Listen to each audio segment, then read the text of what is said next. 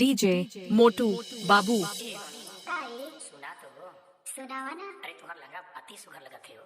सही माँ। हाँ भाई कसम से। अच्छा तो सुना ले आना सुनावा।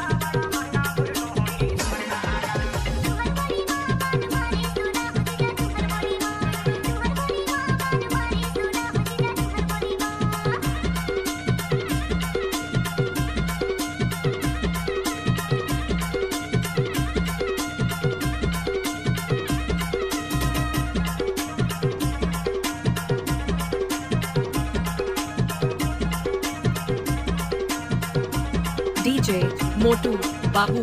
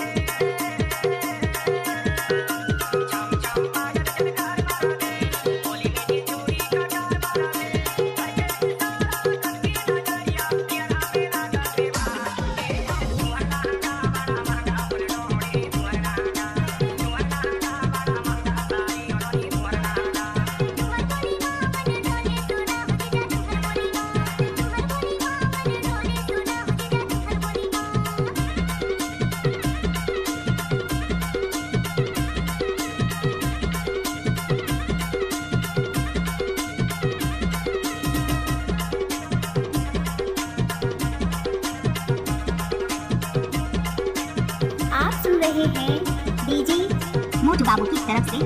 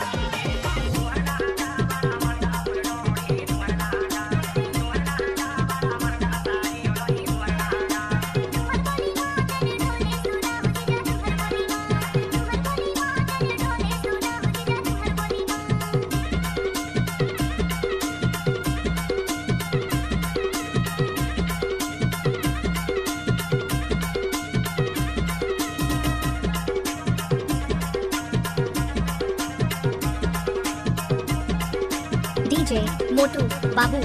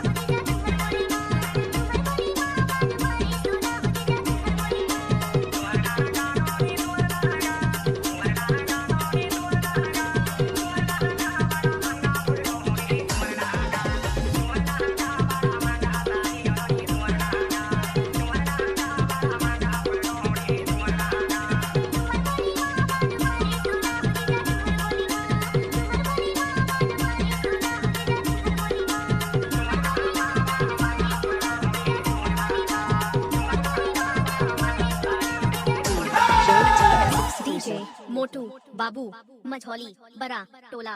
नवा गाना सुनी बर हमारे यूट्यूब चैनल ला सब्सक्राइब करा। धन्यवाद।